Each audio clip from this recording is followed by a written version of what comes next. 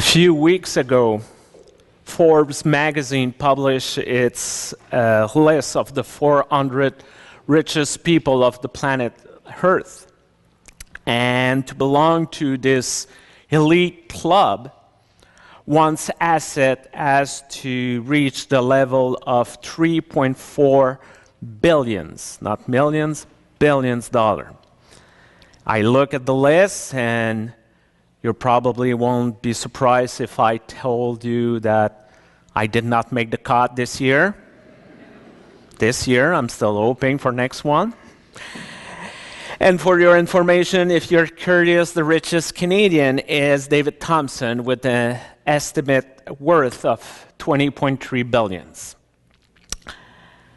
The men and the women who made that list come from a diverse sectors of activity, and yet they still have a few things in common. One, none of them bought Nortel or invested in BlackBerry in the last few months. But most importantly, most of them are visionary. Those businesswomen, those businessmen are always looking forward, always trying to discover what would be the next step for them. And someone who would never belong to such a list if something like this existed in ancient time would be the prophet Jeremiah.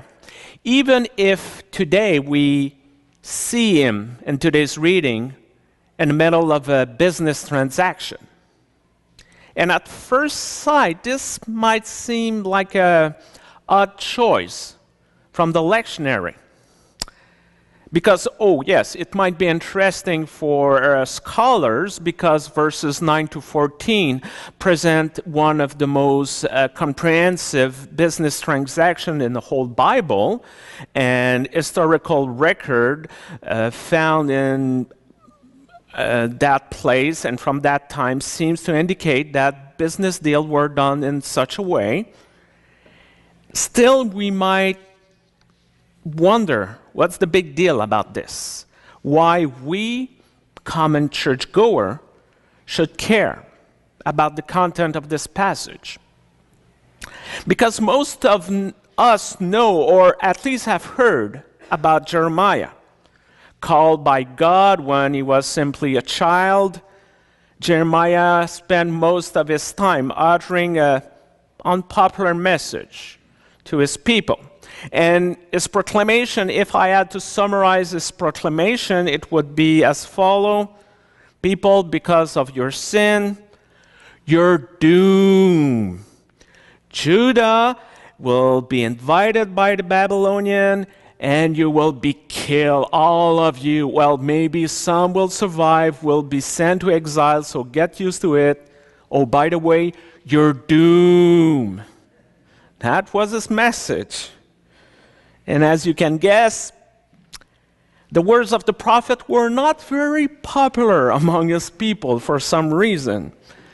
Jeremiah seems to have this special gift to always swim against the current, or to be at the exact opposite of the population opinion. When times were good, he warned about famine and starvation. When other prophets spoke about peace, he was talking about war. When others took refuge in religion, he was talking about hypocrisy and false god. When people were joyful, he wept. When the king wants some words of hope, he preached about death and destruction.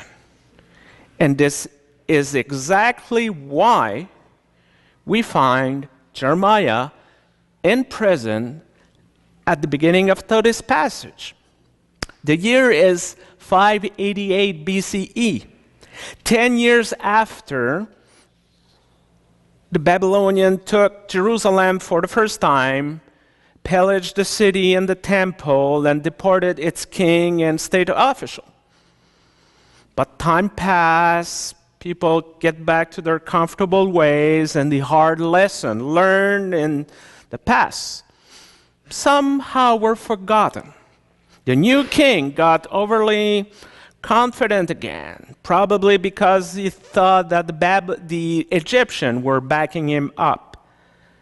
But when Nebuchadnezzar, king of Babylon, heard report from this little upstart kingdom, he did not like what he heard.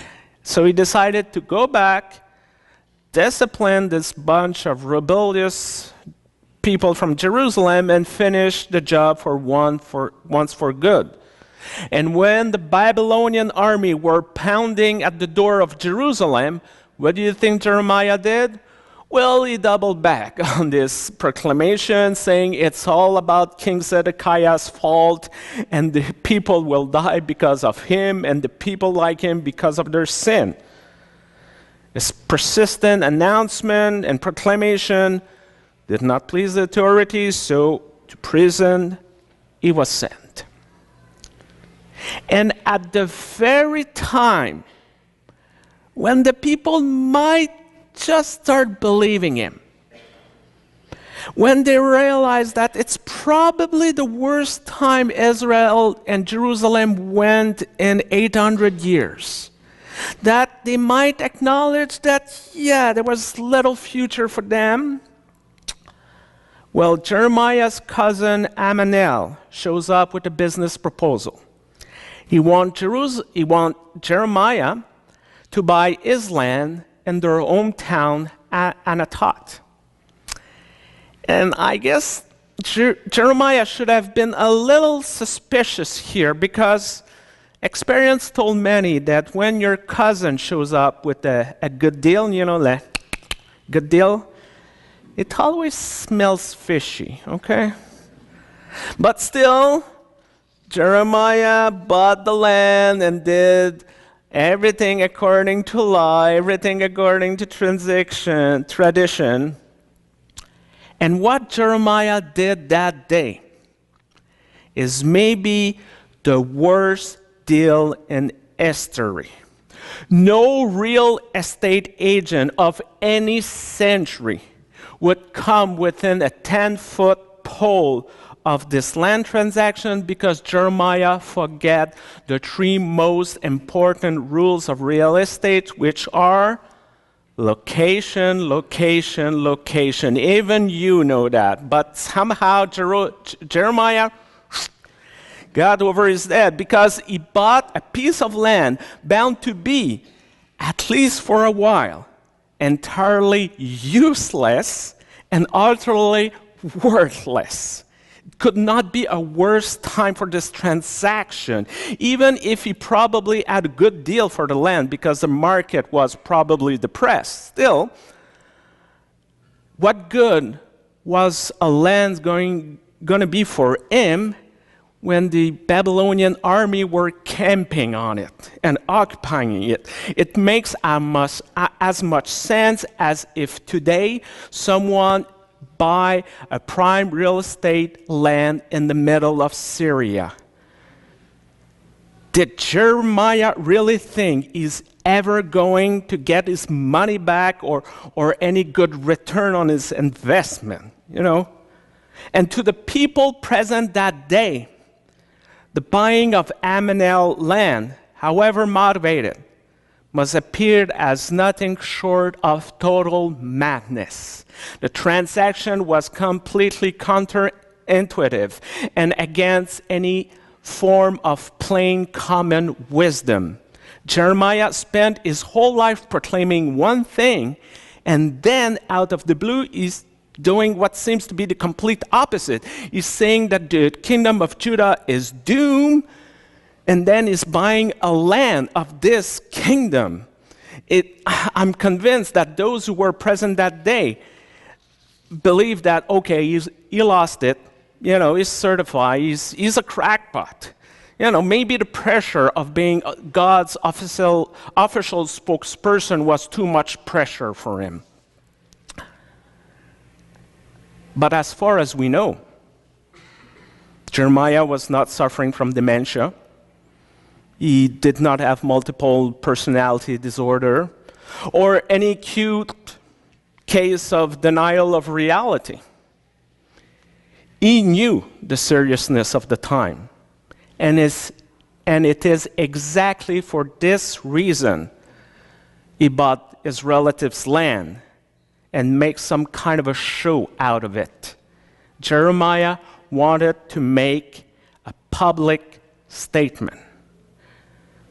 When it appeared that there was no more hope for tomorrow, he made a hope-filled, trust-filled statement about God's relationship with God's people. In the worst time possible, Jeremiah wanted to show everyone that God would never abandon them.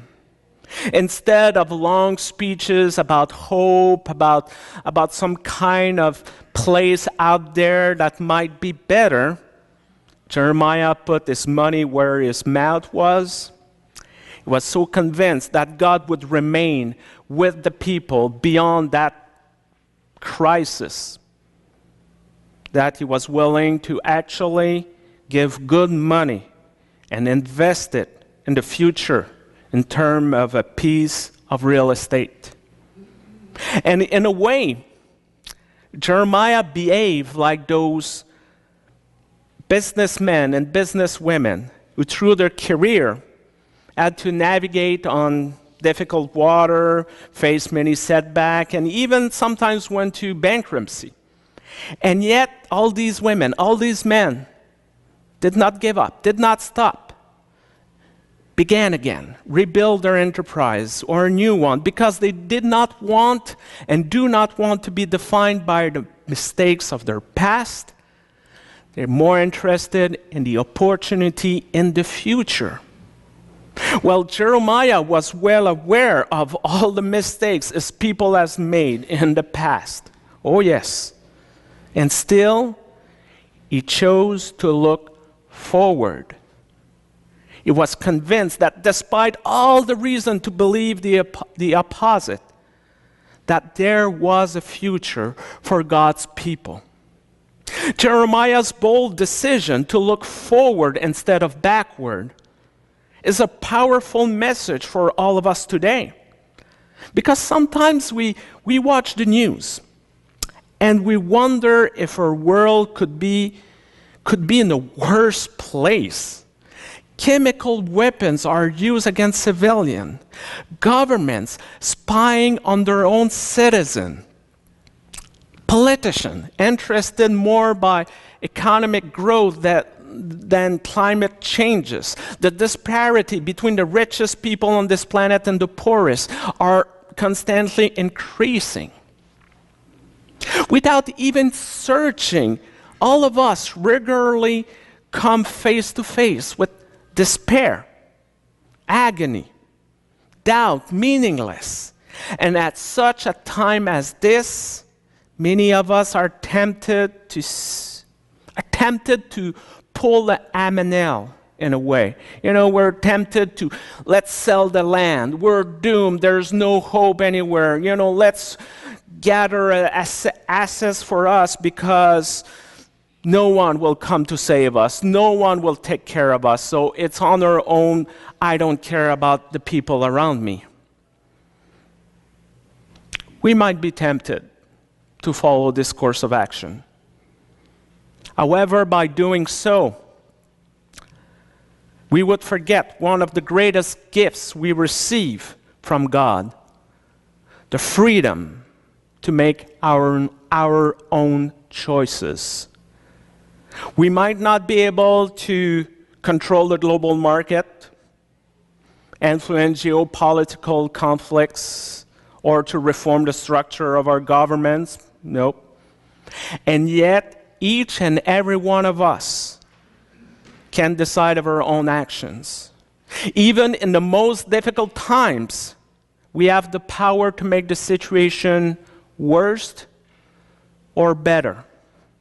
We can proclaim words filled with negativity, or we can bring message of hope and encouragement to the people around us. We can kill every new initiative around us, or we can give them a chance and see if they will flourish. We can focus exclusively on lust and destruction, or we can believe that life will somehow, out of chaos, re-emerge and be present again. By buying the land of his cousin Amanel at the worst possible time, the prophet Jeremiah made a statement relevant for all of us, regardless if we're among the richest people on this planet or the poorest. We might think in terms of cost and benefits. That might be the way we look at the world. But that's not how God works. Where there seems to be no hope, no good reason to go on, no good reason to invest into something, when everything seems to go down the drain, when everybody is ready to give up, we receive the promise that God will remain there with us.